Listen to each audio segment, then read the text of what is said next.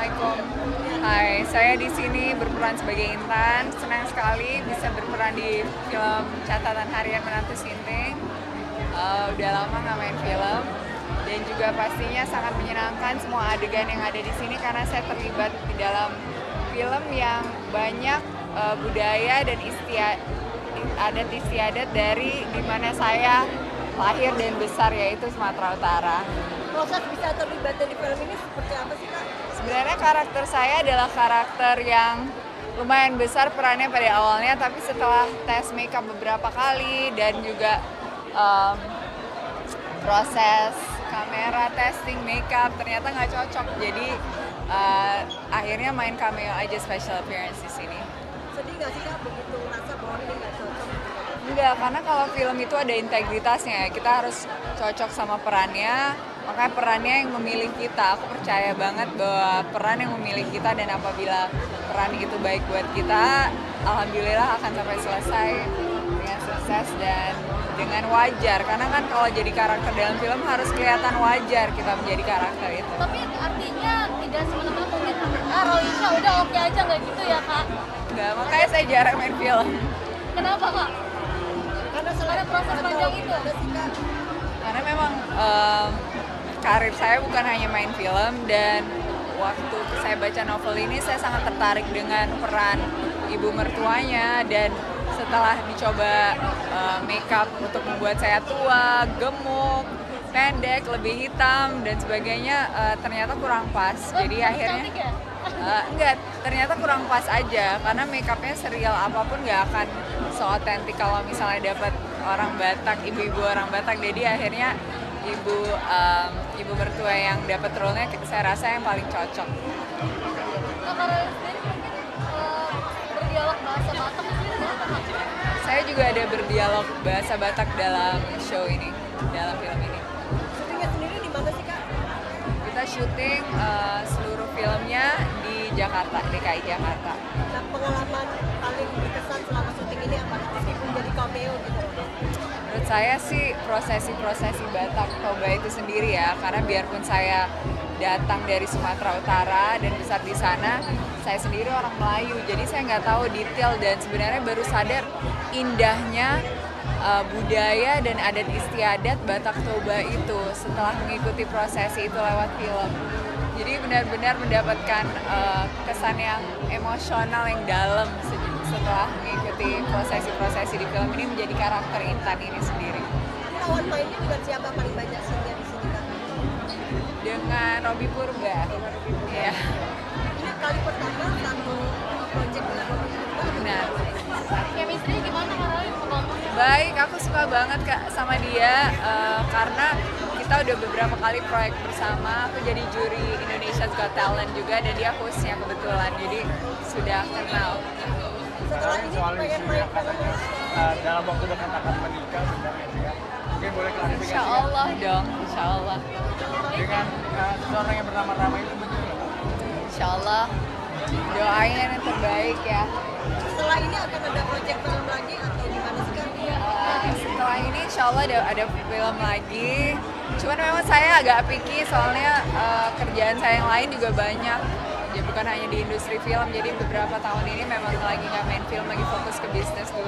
Banyak yang menantikan kabar bahagia dari Kak Rolisha. Maksudnya seperti apa sih persiapannya sendiri? Memang tahun ini tahun yang menjadi impian seperti apa Kak Rolisha?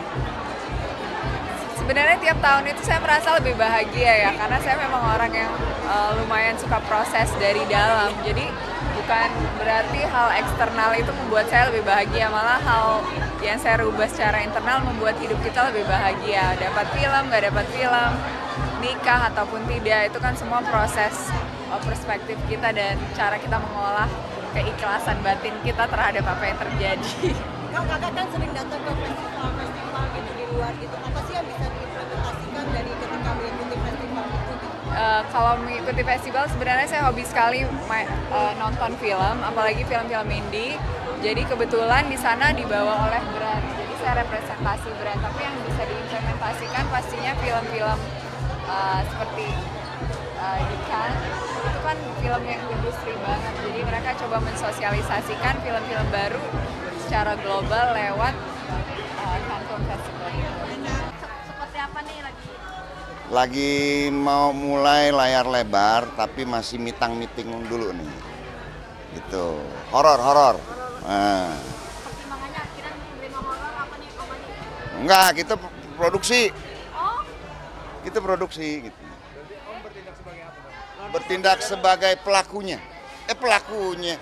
Istilahnya produser. Nah, gitu. Bakal perdana atau gimana? Ya kalau di layar lebar, kalau ini kejadian perdana. Sebelumnya kan saya pernah sinetron juga masukin ke salah satu stasiun lah.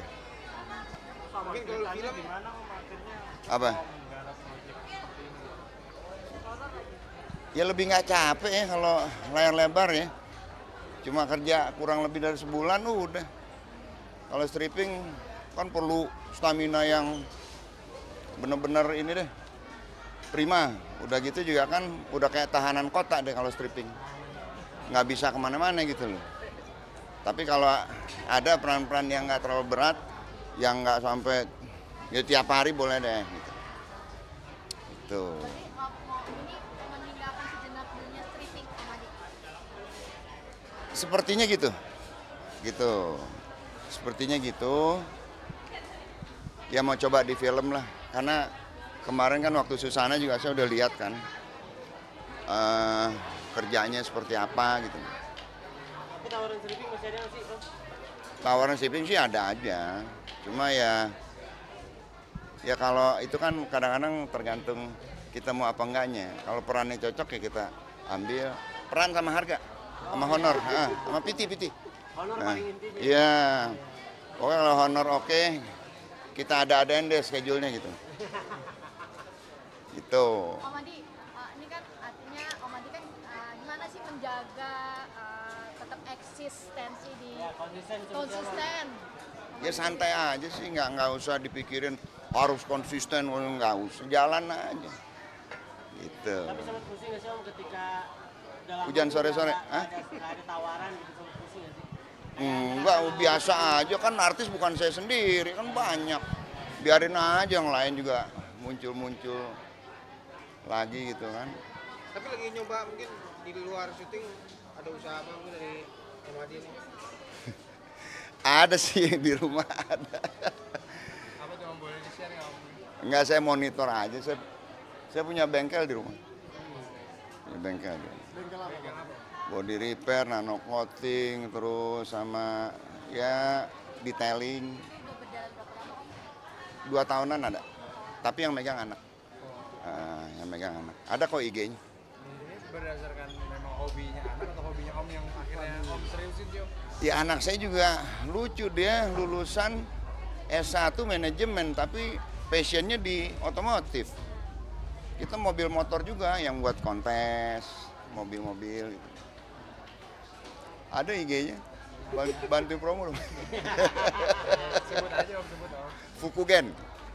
Fukugen.com INC. Lebih ke apa Om bengkelnya sendiri? Apanya? Lebih ke apa? Mungkin mau ya modifikasi atau apa? Pokoknya modifikasi juga kita terima. Ngecat sebody apa segala macam, mau ganti warna, terus tabrakan apa segala macam kita terima body repair. Mobil dan motor gedenya juga ada. Sekarang belum langsung nggak sih? Om Adi? Apa? Ngasih Ya konsep santai gitu. aja, saya mah anak yang ngurusin kan. Karena itu satu hamparan, bengkelnya ya udah. Kalau lagi santai saya ke bengkel gitu. Liatin yang kerja dari mulai jelek sampai bagus. Gitu. Income-nya sendiri Om. Apanya? Income. Ya lumayan lah buat jalan-jalan. Tapi sering jalan juga sama cucu nih. Sering, healing sering sama cucu sama mantu.